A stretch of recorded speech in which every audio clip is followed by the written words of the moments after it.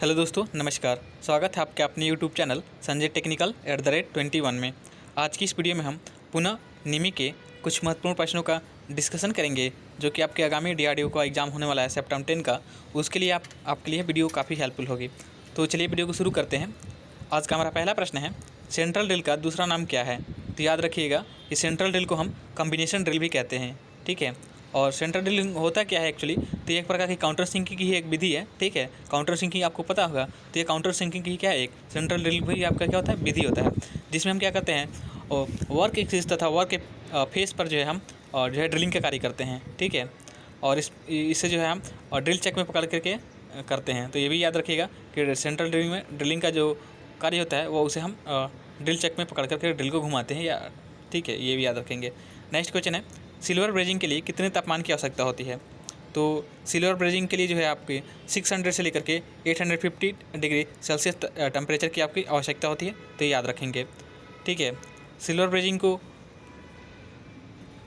जो है थोड़ा सा इसके बारे में कर लेते हैं जानकारी कि सिल्वर, जैसे कि सिल्वर सोल्डरिंग होता है, सिल्वर सोल्डरिंग से आपसे क्वेश्चन पूछा जाता है, ये सिल्वर ब्रेजिंग है, लेकिन आपसे क्वेश्चन पूछा गया है कई सारे एग्जाम में कि सिल्वर सोल्डरिंग का प्रयोग कहाँ पे होता है। तो सुनार जो लोग होते हैं, ठीक है, जो सोने का काम वगैरह करते हैं, आभूषण बनाने का काम करते हैं, वो जो है सिल्वर आपकी सोल्डरिंग का कार्य करते हैं, सिल्वर सोल्डरिंग जो है वो प्रयोग करते हैं, तो याद रखेंगे।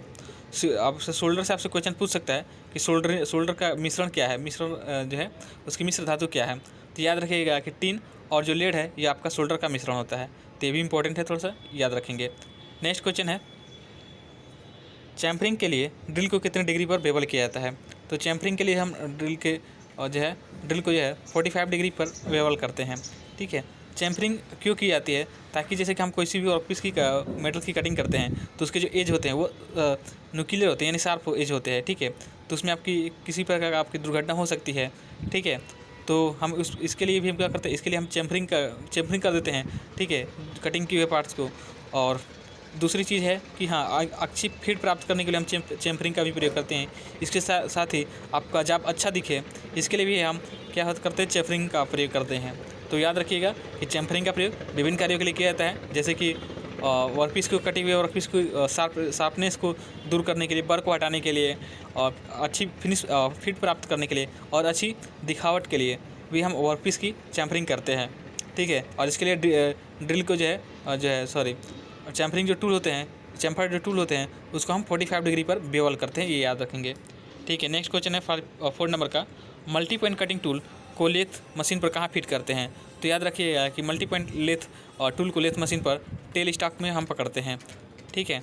तो मल्टी पॉइंट कटिंग टूल्स क्या होते हैं, जैसे कि जिसमें एक से अधिक कटिंग एज हो, उसी को हम कहते हैं मल्टी पॉइंट कटिंग टूल। और अब एक होता है सिंगल पॉइंट कटिंग टूल, तो सिंगल पॉइंट में केवल एक ही कटिंग एज होता है। तो जैसे कि आपकी चीजल हो गया, ठीक है, स्क्रैपर हो गया, ये सभी आपकी क्या है, सिंगल पॉइंट कटिंग टूल है। जबकि आपका फाइल हो गया, स्क्रैपर हो गया, फाइल हो गया, रिमर हो गया, ठीक है, ये सभी आपकी क्या है, ड्रिल हो गया, ये सभी आपके मल्टी पॉइंट कटिंग टूल है। चेजर हो गया, ये भी क्या है, आपका मल्टी पॉइंट कटिंग टूल है।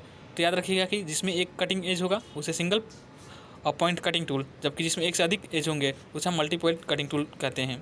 और मल्टी पॉइंट कटिंग टूल को लेथ मशीन पर उसके टेल स्टॉक में जो है फिट करके हम प्रयोग करते हैं, ठीक है। टेल स्टॉक को हम पॉप हेड भी कहते हैं, ये याद रखेंगे, ठीक है। और या लूज हेड स्टॉक भी कहा जाता है, टेल स्टॉक को हम क्या कहते हैं, लूज हेड स्टॉक भी कहते हैं। और इसमें जो टेपर की बात करें तो इसमें मोस्ट टेपर होता है जिसका एंगल जो होता है 60 डिग्री होता है, ये भी याद रखेंगे। टेल स्टॉक लेथ मशीन के दाएं सिरे पे स्थित रहता है, जबकि हेड स्टॉक लेथ मशीन के बाएं साइड में स्थित रहता है, तो ये भी इंपॉर्टेंट है, थोड़ा सा इसको याद रखेंगे। नेक्स्ट क्वेश्चन है, माइक्रोमीटर के स्पिंडल पर टिप लगी रहती है। तो माइक्रोमीटर के स्पिंडल पर जो है टंगस्टन कार्बाइड की टिप लगी रहती है, ताकि जो आपका स्पिंडल है उसमें घिसे ना, ठीक है। इसके वजह से हम इसको क्या करते हैं, टंगस्टन कार्बाइड का प्रयोग करते हैं। माइक्रोमीटर की बात करें तो यह एक प्रकार का सूक्ष्म मापी यंत्र है जिसके द्वारा हम किसी भी जॉब के आउटसाइड डायमीटर को माप सकते हैं। माइक्रोमीटर आपके कई प्रकार के होते हैं, जैसे आउटसाइड डायमीटर को मापने के लिए सिंपल माइक्रोमीटर का यूज़ करते हैं। इनसाइड डायमीटर को मापने के लिए हम इनसाइड माइक्रोमीटर का भी प्रयोग करते हैं। इसके साथ ही गहराई को मापने के लिए डेप्थ माइक्रोमीटर का भी प्रयोग किया जाता है। तो माइक्रोमीटर आपके अलग अलग प्रकार के होते हैं आपके कार्य के हिसाब से, ठीक है। लेकिन अगर सिंपल बात करें तो माइक्रोमीटर का प्रयोग कहाँ पे होता है, तो याद रखिएगा कि माइक्रोमीटर का प्रयोग किसी भी वर्कपीस की माप लेने के लिए, हम बाहरी डायमीटर को चेक करने के लिए, मापने के लिए हम माइक्रोमीटर का प्रयोग करते हैं। ठीक है। इसके प्रिंसिपल की बात करें, वर्किंग प्रिंसिपल की, तो यह जो आपका नट और बोल्ट के सिद्धांत पर कार्य करता है, ये भी थोड़ा सा याद रखेंगे। ठीक है, यह नट और बोल्ट नहीं है, वहाँ पर अगर स्क्रू ऑप्शन है तो स्क्रू भी आपका सही हो जाएगा। स्क्रू के सिद्धांत पे ये कार्य करता है। इसकी लिस्ट काउंट एक बहुत ही इंपॉर्टेंट चीज़ है।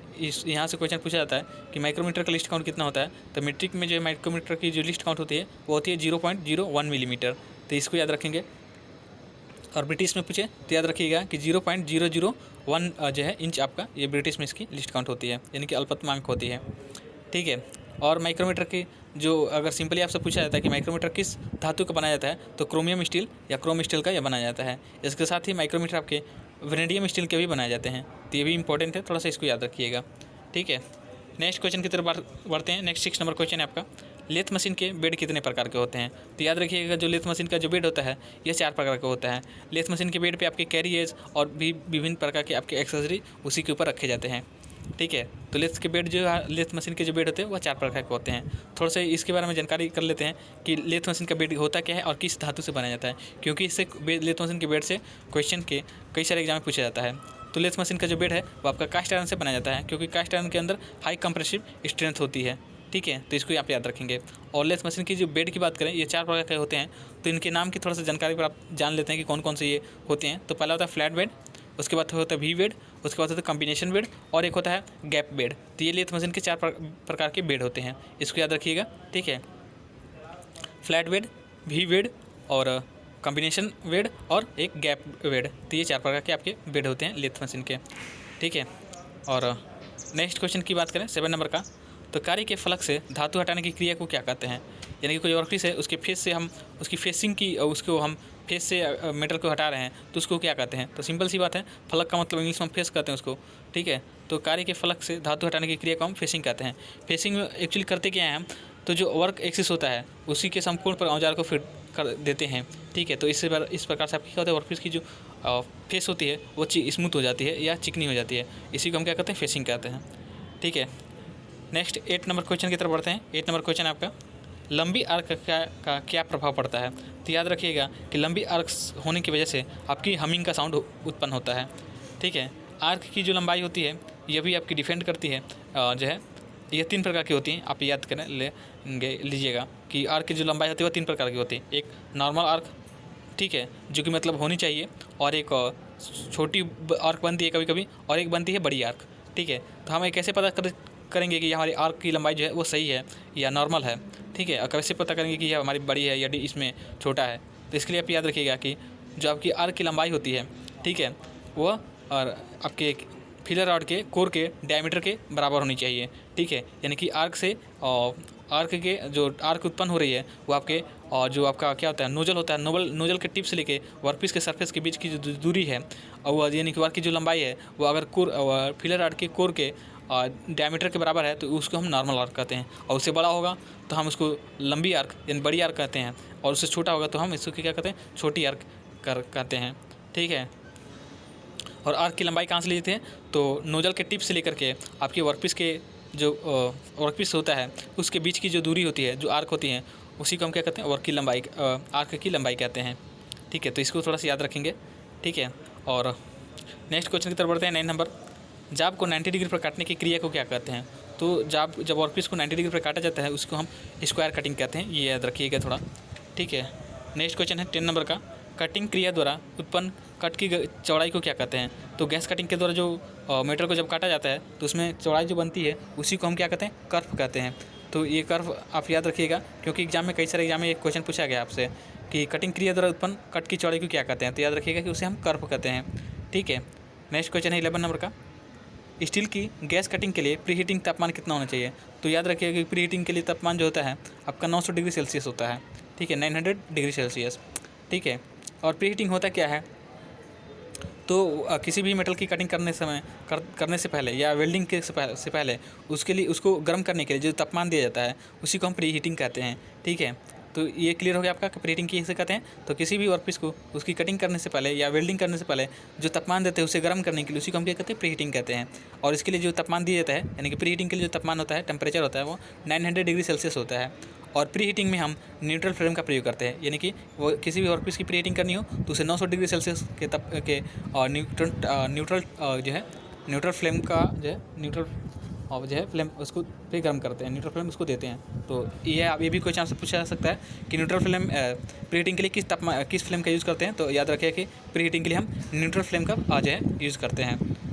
तो और न्यूट्रल फ्लेम से अगर बात करें, इसका तापमान पूछा जा सकता है आपसे कि न्यूट्रल फ्लेम का तापमान कितना होता है। तो याद रखिएगा कि न्यूट्रल फ्लेम का जो तापमान होता है वो आपका 3260 या 3200 डिग्री सेल्सियस के बराबर में होता है। तो इसको लगभग याद रखेंगे, 3200 डिग्री सेल्सियस या 3260 डिग्री सेल्सियस। ठीक है, नेक्स्ट क्वेश्चन की तरफ बढ़ते हैं। नेक्स्ट 12 नंबर क्वेश्चन आपका, लंबी वस्तुओं के कोर को मजबूती प्रदान करने के लिए किस प्रकार के हेम का प्रयोग करते हैं। तो लंबी वस्तुओं को मजबूती प्रदान करने के लिए हम डबल हेम का प्रयोग करते हैं। हेम क्या होता है, आपके जो सीट मेटल होती हैं, तो सीट मेटल के जो एज होते हैं उसी को मोड़ करके जो मोड़ दिया जाता है, उसी जो तो मोड़ने से जो बनता है उसी को हम क्या कहते हैं, हेम कहते हैं। हेम आपके अलग अलग प्रकार के होते हैं, जैसे कि सिंगल हेम, डबल हेम और एक वायर्ड हेम। तो ये आपके हेम के प्रकार होते हैं। अगर सिंगल वर्कपीस के एज को एक भी बार मोड़ा गया तो उसको सिंगल हेम, 2 बार मोड़ दिए गए तो डबल हेम, और वर्कपीस के एज में वायर लगाकर उसको मोड़ दिया गया तो उसे हम वायर हेम भी हम कहते हैं। ठीक है, तो इसको भी आप याद रखेंगे। नेक्स्ट क्वेश्चन है 13 नंबर का, यूटेक टार्ड स्टील में कितने प्रतिशत कार्बन होता है। तो याद रखिएगा, यूटेक टार्ड स्टील में जो है कार्बन की मात्रा होती है वह 0.84% होती है। इसको भी आप याद रखेंगे। ठीक है, नेक्स्ट 14 नंबर क्वेश्चन है आपका, सोल्डर किसका एलॉय है। तो सोल्डर जो है आपका टिन और लेड का एलॉय है, इसको याद रखेंगे। और सोल्डरिंग जो की जाती है, सोल्डरिंग आपके 2 प्रकार के, सॉफ्ट सोल्डर आपके 2 प्रकार के होते हैं, और सॉफ्ट सोल्डर और हार्ड सोल्डर। ठीक है, और सोल्डरिंग जो की जाती है आपकी, ये कितने तापमान पे की जाती है, इसको आपका आंसर जो है इसे कमेंट बॉक्स में जरूर बताइएगा। चलिए नेक्स्ट क्वेश्चन की तरफ बढ़ते हैं। 15 नंबर क्वेश्चन आपका, आयरन शीट की सोल्डरिंग के लिए किसका प्रयोग करते हैं। तो याद रखिएगा, आयरन शीट की सोल्डरिंग के लिए हम अमोनियम क्लोराइड का प्रयोग करते हैं। ठीक है, ऐसा हो रहा है, हमने नोटिस किया है कि जब भी मैं क्वेश्चन बना रहा हूँ तो कुछ क्वेश्चन मैं ये सोचता हूँ कि आपके सामने रख दूँ और कुछ क्वेश्चन को वर्बली बता दूँ। ठीक है, तो इसमें क्या होता है ना कि बहुत सारे क्वेश्चन ऐसे हैं, कुछ पॉइंट ऐसे हैं जो आपके छूट जाते हैं। इस वजह से हम आज की वीडियोस में ये प्रयास किया है कि जो इंपॉर्टेंट क्वेश्चन है एटलीस्ट वो भी आपके मतलब वो कम से कम आपकी जो है रिटर्न की फॉर्म में मेंशन कर दूं आपके PDF में। ठीक है, ताकि अगर मैं बताना भूल भी जाऊं तो आपको अगर क्वेश्चन हमारे सामने अगर दिख गया तो उसको बारे में हम अच्छे से जो है एक्सप्लेन कर पाऊँ मैं। ठीक है, ताकि इसका जो बेनिफिट है आप लोगों को एग्जाम में मिल सके। ठीक है, तो नेक्स्ट क्वेश्चन की तरफ बढ़ते हैं। 16 नंबर क्वेश्चन हमारा, स्टील का कौन सा स्ट्रक्चर अधिक मजबूत होता है। तो जो स्टील का पियराइट होता है यह उसका अधिक मजबूत स्ट्रक्चर होता है। ठीक है, तो इसको याद रखिएगा। नेक्स्ट क्वेश्चन है, किस में उत्पादन लागत कम आती है। तो होल बेसिस सिस्टम जो होता है इसमें उत्पादन लागत कम आती है। ठीक है, और टॉलरेंस अधिक हो तभी आपकी उत्पादन जो है आपकी लागत अधिक कम आती है। टॉलरेंस अधिक होने की वजह से भी आपकी क्या होती है, उत्पादन लागत जो है कम आती है। होल बेसिक सिस्टम क्या होता है, तो होल बेसिक सिस्टम में होल का साइज स्थिर रखा जाता है, जो कि आपकी जो टॉलरेंस दी जाती है आपकी साफ्ट के साइज पे दी जाती है। तो ये भी आप याद रखिएगा। नेक्स्ट क्वेश्चन है 18 नंबर का, डेविएशन कितने प्रकार के होते हैं। तो डेविएशन आपके मुख्यतः 4 प्रकार के होते हैं, upper deviation, lower deviation, fundamental deviation और एक्चुअल डेविएशन। तो ये आपके 4 डेविएशन के प्रकार हैं, इसको याद रखिएगा। ठीक है, upper deviation, lower deviation, fundamental deviation और एक्चुअल डेविएशन, ये डेविएशन के 4 प्रकार हैं, इसको आप याद रखिएगा। नेक्स्ट क्वेश्चन है 19 नंबर का, कार्बोराइजिंग फ्लेम का तापमान कितना होता है। तो याद रखिएगा, कार्बोराइजिंग फ्लेम का तापमान 3100 डिग्री सेल्सियस यानी 3100 डिग्री सेल्सियस, जबकि न्यूट्रल फ्लेम का तापमान आपका 3200 डिग्री सेल्सियस या 3260 डिग्री सेल्सियस, और आपका ऑक्सीडाइजिंग फ्लेम का जो तापमान होता है वो 3300 डिग्री सेल्सियस यानी कि 3300 डिग्री सेल्सियस होता है। फ्लेम आपके मुख्यतः 3 प्रकार के होते हैं। ठीक है, कार्बोराइजिंग, न्यूट्रल और ऑक्सीडाइजिंग। और सबसे अधिक तापमान की बात करें तो पूछा जा सकता है आपसे क्वेश्चन कि किस फ्लेम का तापमान जो होता है सबसे अधिक होता है। तो याद रखिएगा कि ऑक्सीडाइजिंग फ्लेम का तापमान जो है सबसे अधिक होता है, ये होता है आपका 3300 डिग्री सेल्सियस। ठीक है लगभग। और नेक्स्ट क्वेश्चन की बात करें 20 नंबर क्वेश्चन हमारा का, वेल्डिंग शॉप में किस चीज़ल का प्रयोग करते हैं। तो याद रखिए, वेल्डिंग शॉप में जो है हम कोल्ड चीज़ल का प्रयोग करते हैं। चीज़ल हम आपको बताए थे कि एक प्रकार का सिंगल पॉइंट कटिंग टूल है जिसमें जो है कार्बन की मात्रा 1.7% होती है, तो इसको याद रखेंगे। और चीज़ल आपके 2 प्रकार के होते हैं, एक हॉट चीज़ल और एक कोल्ड चीज़ल। तो वेल्डिंग शॉप में जो हम कोल्ड चीज़ल का प्रयोग करते हैं। और इससे डीपली अगर और भी डिटेल में अगर बात करें तो वेल्डिंग शॉप में जो है हम आपका जो है अधिकतर जो है फ्लैट चीज़ल का ही प्रयोग करते हैं। और चीज़ों का प्रयोग क्या होता है वेल्डिंग में, तो जैसे कि वेल्डिंग की जाती है तो उसकी जो जॉइंट है वो अच्छे प्रकार से बना है कि नहीं बना है, या जो आपके जो फिलर्स जो छोटे छोटे जो आपके मतलब कि जॉब पे पड़ जाते हैं उसको हटाने के लिए हम क्या करते हैं, चीज़ल का प्रयोग करते हैं। और याद रखिए कि वेल्डिंग शॉप हम कोल्ड चीज़ल का प्रयोग करते हैं। और एक हम बताए थे आपको कि चीज़ल आपके दो प्रकार के होते हैं, एक कोल्ड चीज़ल और एक हॉट चीज़ल। तो वेल्डिंग शॉप में हम कोल्ड चीज़ल का प्रयोग करते हैं, जबकि हॉट चीज़ल की बात करें तो यह आपका फोर्जिंग शॉप में प्रयोग किया जाता है। तो ये भी याद रखिएगा। नेक्स्ट क्वेश्चन आपसे पूछ सकता है कि वेल्डिंग किस प्रकार का जॉइंट है, तो ये भी याद रखिए कि वेल्डिंग जो है आपका परमानेंट जॉइंट है। तो नेक्स्ट क्वेश्चन की तरफ बढ़ते हैं। हार्डनिंग के बाद स्टील और अधिक हो जाती है, यानी कि अगर किसी भी कंपोनेंट्स स्टील और ये स्टील को गर्म कर दिया जाता है तो उसके अंदर कौन सा गुण विकसित हो जाता है, तो उसमें ब्रिटलनेस का गुण अधिक जो है हो जाता है। ब्रिटलनेस को हम भंगुरता भी कहते हैं, ठीक है। भंगुरता से मतलब है कि अगर किसी भी कंपोनेंट्स के ऊपर हम फोर्स डालते हैं, उसमें दबाव डालते हैं या उसके ऊपर जब चोट मारते हैं तो उसको टुकड़े में बिखर जाए, तो उसी को हम क्या कहते हैं, भंगुरता कहते हैं, ठीक है। और कास्ट आयरन में सबसे अधिक भंगुरता का गुण होता है, ये याद रखिएगा, ठीक है। और नेक्स्ट क्वेश्चन की तरफ बात करें, और इसका एक क्वेश्चन आपसे पूछा जाता है कि ब्रिटलनेस का अपोजिट गुण क्या होता है, तो टफनेस इसकी अपोजिट गुण होता है, इसको याद रखिएगा। टफनेस का मतलब ये है कि अगर किसी भी वर्कपीस को, किसी भी जॉब को बार बार ट्विस्ट किया जाए, मोड़ा जाए, तो उस पर टूटे नहीं, उसी को हम क्या कहते हैं, टफनेस कहते हैं, ठीक है। नेक्स्ट क्वेश्चन है 22 नंबर का, स्टील किसकी मिश्र धातु है, तो याद रखिएगा स्टील जो है लोहा और कार्बन की मिश्र धातु है। ये इंपॉर्टेंट क्वेश्चन है, कई सारे एग्जाम पूछा जाता है आपसे, ठीक है। तो याद रखेंगे कि स्टील जो है आपकी लोहा यानी कि आयरन और कार्बन की क्या है, मिश्र धातु है स्टील, ठीक है। और स्टील में जो है आपका कार्बन की मात्रा जो होती है आपकी लगभग 1.7% होती है, ये भी आप याद रखिएगा। नेक्स्ट क्वेश्चन है आपका 23 नंबर का, हैमरिंग किए जाने वाले जॉब को किस वाइस में पकड़ते हैं, तो किसी भी जॉब के ऊपर हैमरिंग वगैरह का ऑपरेशन करना हो तो उसे हम लेग वाइस में पकड़ते हैं, और लेग वाइस जो है आपकी फोर्जिंग शॉप में प्रयोग की जाती है, ठीक है। और लेग वाइस जो है आपका माइल्ड स्टील का बनाया जाता है, ये भी आप याद रखेंगे, ठीक है। तो नेक्स्ट क्वेश्चन की तरफ बढ़ते हैं। 24 नंबर क्वेश्चन आपका, एनविल में हार्डी होल किसके लिए दिए जाते हैं, तो एनविल जो होता है आपका, यह भी आपका फोर्जिंग शॉप में प्रयोग किया जाता है, ठीक है। और इसमें जो एनविल जो होता है ब्लॉक होता है, ठीक है, ये आपका कास्ट स्टील का बनाया जाता है, ठीक है। और इसमें जो हार्डी होल दिया जाता है वो हार्डी या स्टेक्स को फिक्स करने के लिए दिया जाता है, तो ये भी आप याद रखिएगा। और एनविल का जो ब्लॉक होता है जिस पर यह रख का प्रयोग किया जाता है, तो वो आपका लकड़ी या कास्ट आयरन का हो सकता है, तो ये भी थोड़ा सा याद रखेंगे आप। और नेक्स्ट क्वेश्चन है 25 नंबर का, कंपोनेंट के डेविएशन को चेक करने के लिए किसका प्रयोग करते हैं, तो याद रखिएगा कि कंपोनेंट के डेविएशन को चेक करने के लिए हम डायल टेस्ट इंडिकेटर का प्रयोग करते हैं। डायल टेस्ट इंडिकेटर और ये भी क्वेश्चन आपसे पूछा जाता है कि डायल टेस्ट इंडिकेटर जो है किसके सिद्धांत पर कार्य करता है, तो याद रखिए कि जो डायल टेस्ट इंडिकेटर है ये आपके रैक और पिनियन के सिद्धांत पर कार्य करता है, ठीक है। तो ये 25 इंपॉर्टेंट क्वेश्चन थे जो आज की हमने वीडियो में कवर किए हैं। उम्मीद है वीडियो को पसंद आई होगी, और वीडियो पसंद आई है तो प्लीज़ वीडियो को लाइक कर दीजिएगा, और चैनल पर नए हैं तो चैनल को सब्सक्राइब कर लीजिएगा, ताकि आगे आने वाली वीडियो का अपडेट आपको मिलता रहे, ठीक है। आज की इस वीडियो में इतना ही, मिलता है नेक्स्ट वीडियो में, तब तक के लिए धन्यवाद, जय हिंद।